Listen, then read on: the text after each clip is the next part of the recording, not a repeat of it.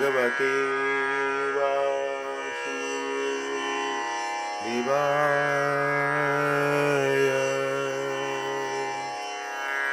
ॐ नमो भगवते वासुदेवाय।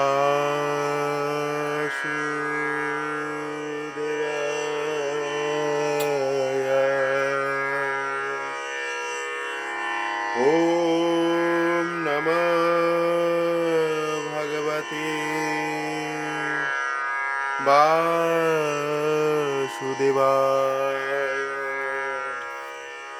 শ্রী উপদেশামৃত শ্রীলা শ্রীরূপ গোস্বামী।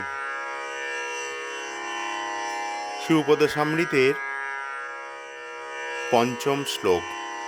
শিলারূপ গোস্বামী। কৃষ্ণেতি যস্য গিরিত্বং মনসা দ্রিয়েত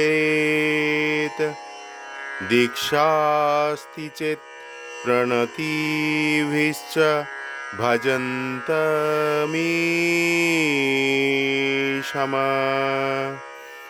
শুশ্রূষয়া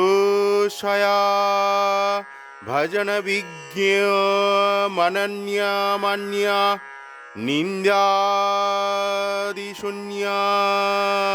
হৃদমীপ্সিত সঙ্গলব্ধা।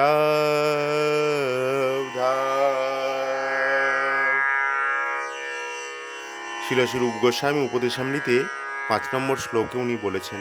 আবার শ্লোকটা আমরা পড়ি, পাঠ করি। এই গ্রন্থে, উপদেশামৃতের এই গ্রন্থে শিলারূপ গোস্বামী উনি বলেছেন, কৃষ্ণেতি যস্য গিরিত্বং মনসা দ্রিয়েত দীক্ষাস্তি চেত প্রণতিভিশ্চ ভজন্তমীশম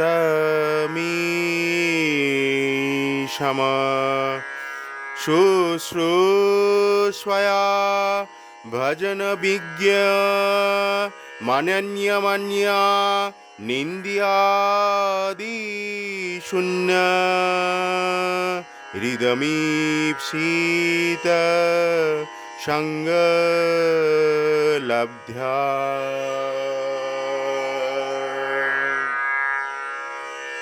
কৃষ্ণেতি যস্য গিরিত্বং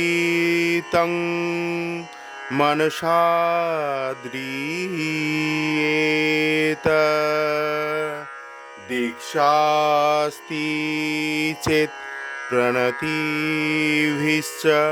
ভজন্তমীশম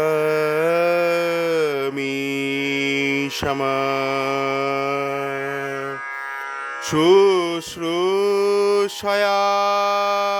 ভজন বিজ্ঞমনন্যমন্যা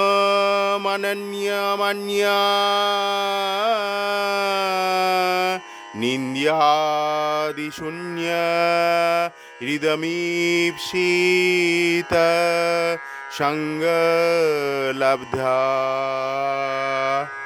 তাৎপর্য, শব্দার্থ। কৃষ্ণ ভগবান শ্রীকৃষ্ণের দিব্য নাম। ইতি এইভাবে, যস্য যার, গিরি বাক্যে, তম তার, মনসা মনের দ্বারা, আদ্রিয়েতা আদর করা উচিত, দীক্ষা দীক্ষা, অস্তি হয়, চেত যদি, প্রণতিভিঃ প্রণামাদির দ্বারা, চ ও, ভজন্তম ভগবৎ সেবায় প্রবৃত্ত, ঈশম পরমেশ্বর ভগবানের নিকট, শুশ্রূষয়া প্রত্যক্ষ সেবার দ্বারা, ভজন বিজ্ঞম যিনি ভজনে উন্নত, অনন্যম নিরবিচ্ছিন্নভাবে, অন্য নিন্দাদি অন্যের নিন্দা ইত্যাদি, শূন্য সম্পূর্ণ বর্জিত, হৃদয়ম যার হৃদয়, ঈপ্সিত আকাঙ্ক্ষিত, সঙ্গ সঙ্গ, লব্ধা লাভের দ্বারা। আমরা শ্লোকের শব্দার্থ পাঠ করলাম, এবারে অনুবাদ। যে ভগবত ভক্ত ভগবান শ্রীকৃষ্ণের দিব্য নাম কীর্তন করেন তাকে মনে মনে আদর করা উচিত, এবং যিনি দীক্ষিত হয়ে শ্রীবিগ্রহের সেবায় রত আছেন তার উদ্দেশ্যে সশ্রদ্ধ প্রণাম নিবেদন করা উচিত।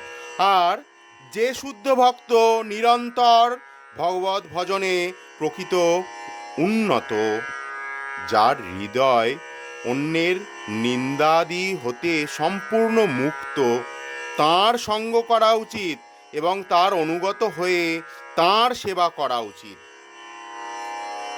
আমরা অনুবাদ পাঠ করলাম এই শ্লোকের, তাৎপর্য পাঠ করি।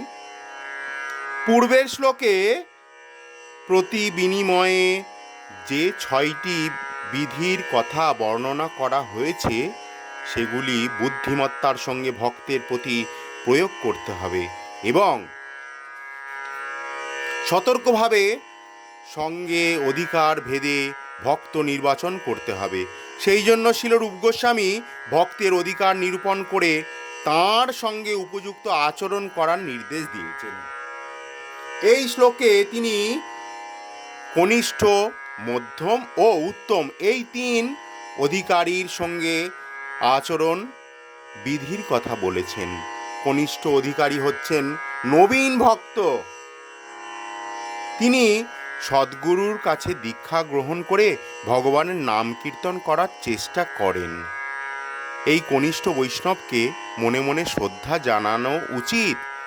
আর মধ্যম অধিকারী সদ্গুরুর কাছে ব্রহ্ম দীক্ষা লাভ করে অপ্রাকৃত ভগবত সেবায় সর্বদা নিয়োজিত থাকেন। সুতরাং মধ্যম অধিকারী ভগবত অনুশীলনের মধ্যবর্তী স্তরে অধিষ্ঠিত বলে গণ্য হয়ে থাকেন। শ্রেষ্ঠ ভক্ত অর্থাৎ উত্তম অধিকারী ভগবত ভজনের সর্বোচ্চ স্তরে অবস্থান করেন। তিনি কারো নিন্দা করেন না, তার হৃদয় সম্পূর্ণ নির্মল এবং তিনি বিশুদ্ধ কৃষ্ণ ভক্তির সিদ্ধাবস্থা লাভ করেছেন। শিল রূপ গোস্বামী সেই মহাভাগবত শুদ্ধ বৈষ্ণবের সঙ্গ ও সেবা একান্ত বাঞ্ছনীয় বলে উপদেশ দিয়েছেন। ভগবত অনুশীলনে সর্বনিম্ন কনিষ্ঠ অধিকারীর স্তরে কারও থাকা উচিত নয়, কারণ শ্রীবিগ্রহের অর্চনায় তাঁর একমাত্র লক্ষ্য। শ্রীমদ্ ভাগবতে 11 নম্বর অধ্যায়ে 2 নম্বর স্কন্ধে 47 নম্বর শ্লোকে কনিষ্ঠ অধিকারীর সম্বন্ধে এইরূপ লেখা আছে: अर्जयामेव हरये पूजं या श्रद्धये हते न तद्भक्तेषु चान्येषु स्वभक्तः প্রাকৃতঃ শ্রিতাঃ।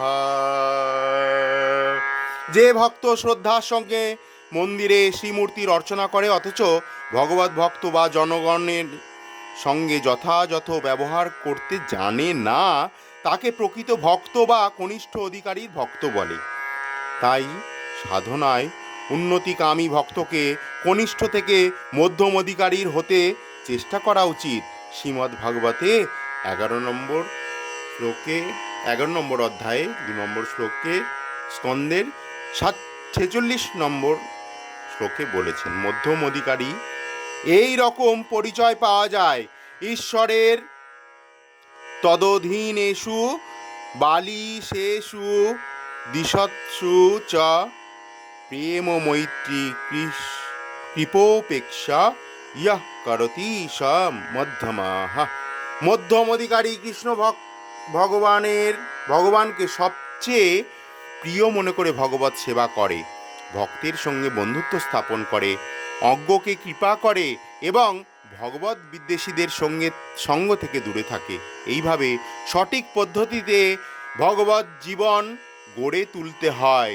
শিল রূপ গোস্বামী এই শ্লোকে আমাদের এই উপদেশ দিয়েছেন যে কিভাবে নানা প্রকার ভক্তের সঙ্গে ব্যবহার করা হয়। আমরা বর্তমান যুগে বিভিন্ন ধরনের বৈষ্ণব দেখতে পাই। এক ধরনের বৈষ্ণব আছে যারা হরে কৃষ্ণ মহামন্ত্র কীর্তন করে বটে, কিন্তু তারা মদ, স্ত্রীলোক ও অর্থের প্রতি আসক্ত। তাদের প্রাকৃত সহজিয়া বলা হয়। যদিও তারা হরিনাম করে, কিন্তু তাদের হৃদয় শুদ্ধ নয়। এই সব বৈষ্ণবদের মনে মনে শ্রদ্ধা জানিয়ে তাদের সঙ্গ ত্যাগ করা উচিত। যারা অজ্ঞ এবং অসৎসঙ্গ প্রভাবে অধঃপতিত, তারা যদি শুদ্ধ ভক্তের সঙ্গ কামনা করে তাহলে তাদের কৃপা করা উচিত। কিন্তু যারা সদ্গুরুর কাছে দীক্ষা গ্রহণ করে গুরুর আদেশ পালনে জীবন উৎসর্গ করেছেন, সেই নবীন ভক্তদের শ্রদ্ধা জানানো উচিত।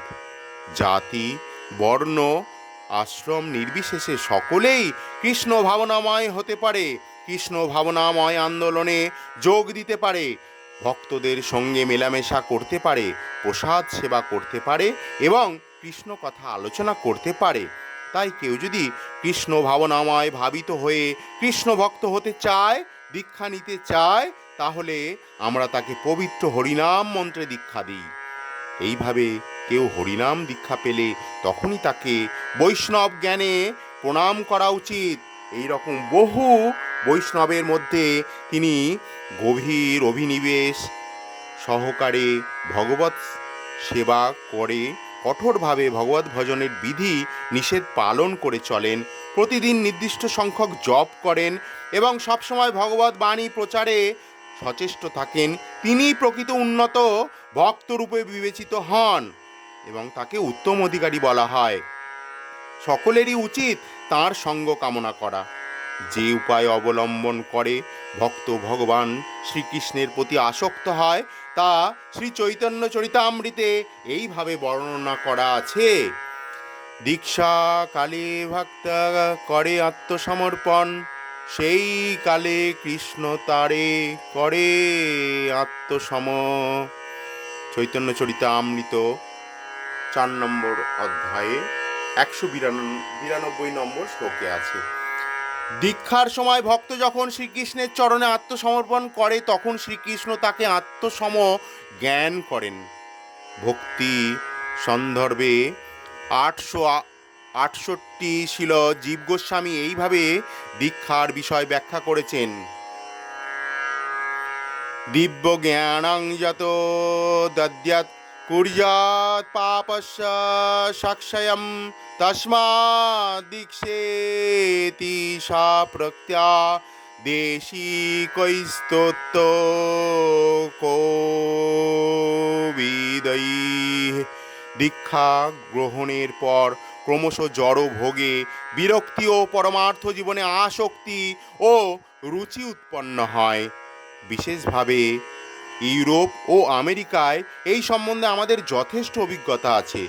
সেখানে অনেক ধনী ও সম্ভ্রান্ত পরিবারের সন্তানেরা কৃষ্ণ ভাবনামৃত আন্দোলনে যোগদান করার পর কৃষ্ণ ভাবনার অনুশীলন করে ভোগময় জীবনে বিরক্ত হয়ে পারমার্থিক জীবন গ্রহণে বিশেষ আগ্রহী হয়ে পড়েছে। অতীব ধনী সন্তান অথচ তারা এখন অতি সাধারণ জীবনযাপন করছে। এই জীবনে শারীরিক আরাম বলতে কিছু নেই। বাস্তবিক শুধু শ্রীকৃষ্ণকে সন্তুষ্ট করবার জন্য যতদিন বৈষ্ণব সঙ্গে মন্দিরে বসবাস করা যায় ততদিন তারা যে কোনো অবস্থায় জীবনযাপন করতে প্রস্তুত। এইভাবে সংসার জীবনে বিরক্ত অনুভূতি হলেই একজন সদ্গুরুর কাছে দীক্ষা লাভের যোগ্যতা অর্জন করে। পারমার্থিক জীবনের উন্নতির উপায় ভাগবতে 6 নম্বর অধ্যায়ে 1 নম্বর স্কন্ধে 13 নম্বর শ্লোকে বর্ণনা করা হয়েছে। তপসা ব্রহ্মচর্যেণ সমেন চ দমেন চ। যে ঐকান্তিকভাবে দীক্ষা লাভ করতে চায় তাকে তপস্যা করতে হবে, মন ও ইন্দ্রিয় সংযম করে ব্রহ্মচর্য পালন করতে হবে। কেউ যদি এই সব সাধনা করে দিব্য জ্ঞান লাভ করতে চায় সে তখন দীক্ষা লাভের যোগ্য হয়। দিব্য জ্ঞানের পারমার্থিক ভাষায় তদ্বিজ্ঞান বা পরাবিদ্যা বলে। শাস্ত্রে আছে তদ্বিজ্ঞানার্থং স্বগুরুম এবাভিগচ্ছেৎ, অর্থাৎ যিনি পরাবিদ্যা লাভের অনুসন্ধিৎসু তাঁর সদ্গুরুর শরণাপন্ন হয়ে দীক্ষা গ্রহণ করা উচিত। কারণ শ্রীমদ্ ভাগবতে 11 নম্বর অধ্যায়ে 3 নম্বর স্কন্ধে 21 নম্বর শ্লোকে বর্ণিত আছে, তস্মাৎ গুরুং প্রপদ্যেত জিজ্ঞাসুয়া শ্রেয় উত্তমম। অর্থাৎ পরতত্ত্ববিদ্যায় যথার্থ আগ্রহী ব্যক্তি সদ্গুরুর শরণাপন্ন হবেন। গুরুর চরণাশ্রয় লাভ করার পর অবশ্যই তাঁর আদেশ পালন করা উচিত।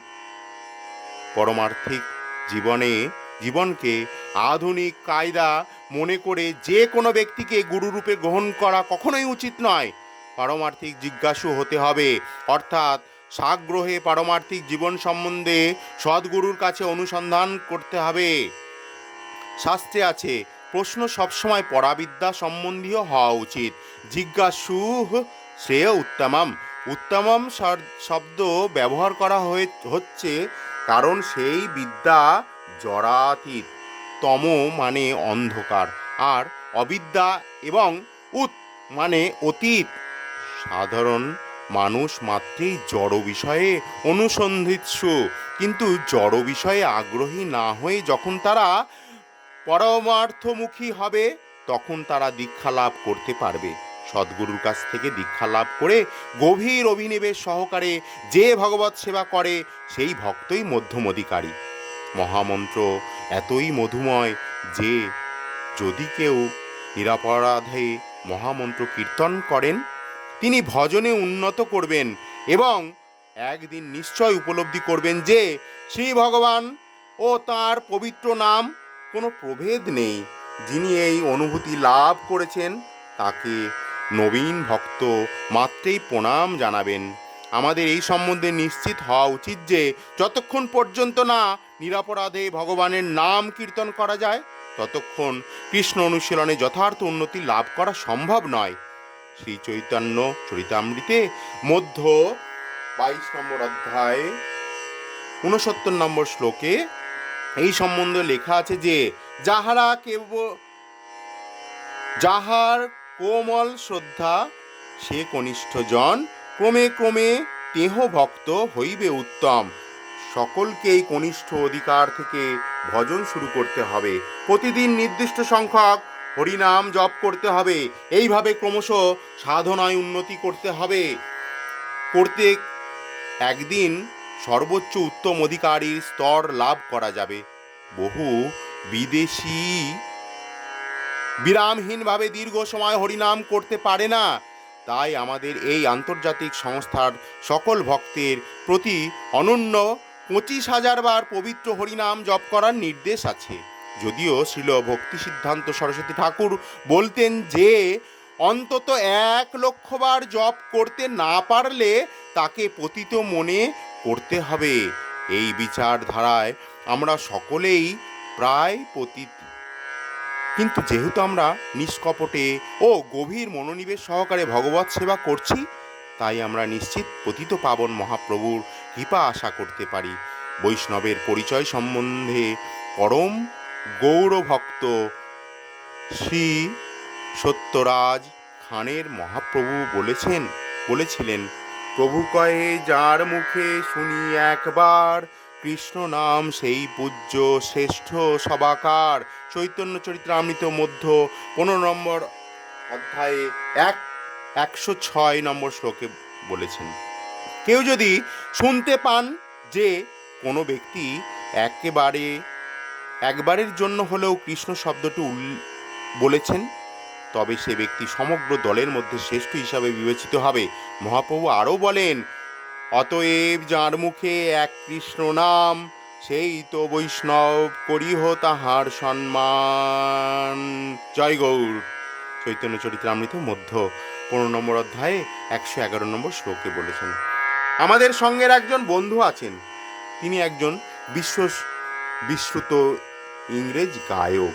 তিনি হরে কৃষ্ণ মহামন্ত্র আকৃষ্ট হয়েছেন, এমনকি তার রেকর্ডও তিনি অনেকবার পবিত্র হরিনাম কীর্তন করেছেন।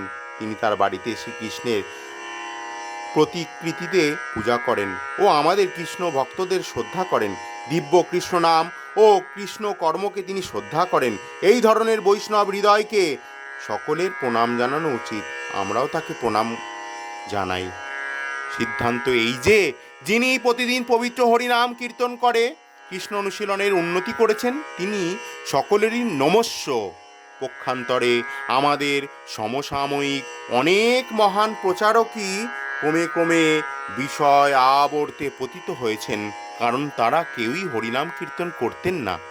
শ্রী সনাতন গোস্বামীকে ভক্তিযোগ সম্বন্ধে উপদেশ দেওয়ার সময় শ্রীমান মহাপ্রভু 3 প্রকার ভক্তের উল্লেখ করেছিলেন। শাস্ত্রযুক্তি নাহি জানে, দৃঢ় শ্রদ্ধাবান, মধ্যম অধিকারী সেই মহাভাগ্যবান। চৈতন্য চরিতামৃত মধ্য 22 নম্বর অধ্যায়ে 67 নম্বর শ্লোকে একজন ব্যক্তি যার শাস্ত্র সম্পর্কে খুব ভালো অকাট্য জ্ঞান নেই, কিন্তু তার উন্নত দৃঢ় বিশ্বাস রয়েছে হরে কৃষ্ণ মহামন্ত্রে, এবং সেই সঙ্গে তিনি যদি তার নির্ধারিত ভক্তিমূলক সেবা সম্পাদনের অব্যাহত থাকেন, তবে তাকে মধ্যম অধিকারী হিসাবে বিবেচনা করা উচিত। সেই ব্যক্তিটি খুবই সৌভাগ্যবান। চৈতন্য চরিতামৃত মধ্য 22 নম্বর অধ্যায়ে 67 নম্বর শ্লোকে বলেছে, একজন মধ্যমা অধিকারী খুবই শ্রদ্ধাবান এবং যথাযথ বিশ্বস্ত ব্যক্তি, এবং তিনি প্রকৃতপক্ষে ভক্তিমূলক সেবা আরও অগ্রগতির জন্য একজন প্রার্থী। শ্রী চৈতন্য চরিতামৃতে লেখা আছে, শ্রদ্ধাবান জন হয় ভক্তি অধিকারী, উত্তম মধ্যম কনিষ্ঠ শ্রদ্ধা অনুসারী। শ্রী চৈতন্য চরিতামৃতে আরও লেখা আছে যে, শ্রদ্ধা শব্দে বিশ্বাস কহে সুদৃঢ় নিশ্চয়, কৃষ্ণে ভক্তি কইলে সর্বকর্মকৃত হয়। শ্রীকৃষ্ণের শ্রদ্ধায় কৃষ্ণ অনুশীলনের প্রথম শিক্ষা। তবে সাধনায় উন্নতির জন্য দৃঢ় শ্রদ্ধা বা বিশ্বাসের প্রয়োজন। শ্রদ্ধাবান ব্যক্তি মাত্রই কোনো রকম ভাষ্য ছাড়াই ভগবত গীতার বাণীকে প্রামাণ্যরূপে গ্রহণ করবেন। অর্জুন ঠিক এইভাবেই শ্রীমদ্ ভগবত গীতায় বাণীকে গ্রহণ করেছিলেন, এবং তা সকলেরই করা উচিত। ভগবানের মুখনিসৃত বাণী শ্রবণ করে অর্জুন বলেছিলেন, সর্বমেতদৃতম মন্যে ইয়ন্মং বদসি কেশব। হে কেশব, তুমি যা উপদেশ দিলে তার প্রতিটি কথা আমি সত্য বলে গ্রহণ করছি। ভগবদ গীতার অর্থ বোঝার এই হচ্ছে উপায়, আর একেই বলে শ্রদ্ধা। এই অর্থ এই নয় যে আমাদের খেয়াল খুশি মতো ভগবদ গীতার এক অংশকে আমরা সত্য বলে গ্রহণ করব আর অন্য অংশকে করব না।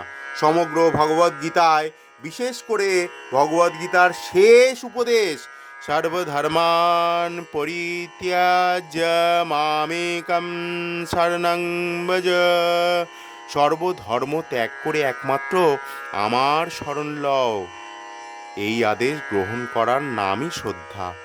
যখন কেউ সম্পূর্ণভাবে এই উপদেশে শ্রদ্ধাবান হয়, তখন সে দৃঢ় শ্রদ্ধায় পরমার্থ জীবনের উন্নতির ভিত্তি স্বরূপ হয়। যখন কেউ সম্পূর্ণভাবে পবিত্র হরিনাম কীর্তনে ব্রতী হয়, তখন সে ক্রমশ স্বরূপ উপলব্ধি করে।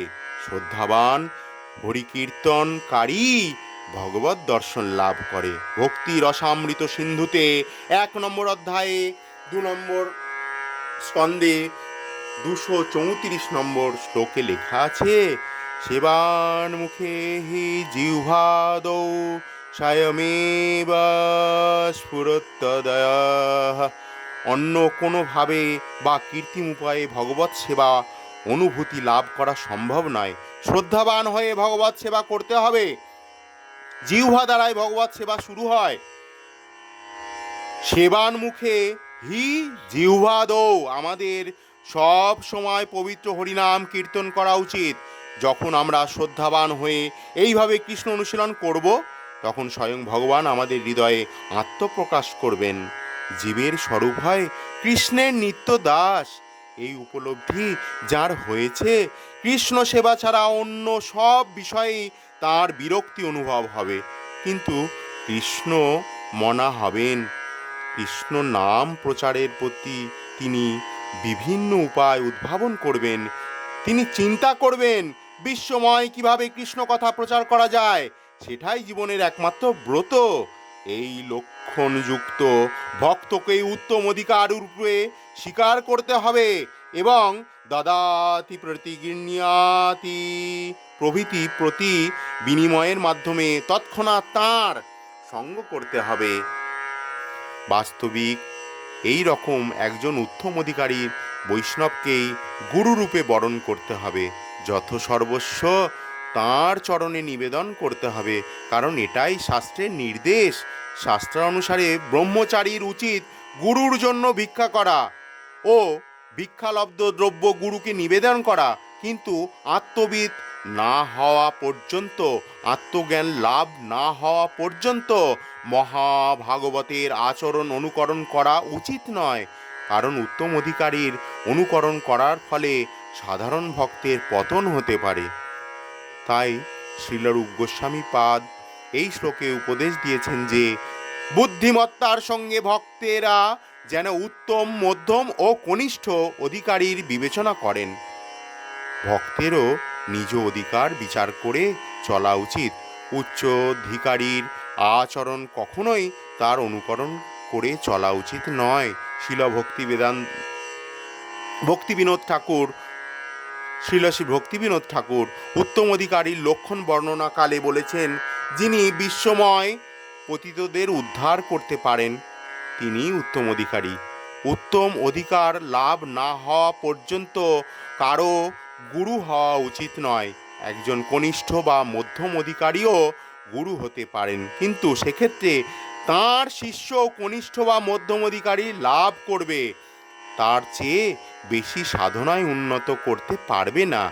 তাই পরমার্থী মাত্রই সতর্কতার সঙ্গে গুরুরূপে একমাত্র উত্তম অধিকারীকেই বরণ করবেন। হরি বল, হরি বল, হরি বল। হরে কৃষ্ণ কৃষ্ণ কৃষ্ণ হরে হরে, হরে রাম রাম রাম হরে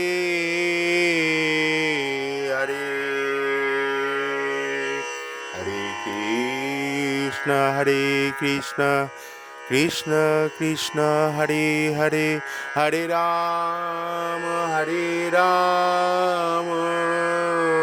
রাম রাম হরে হরে।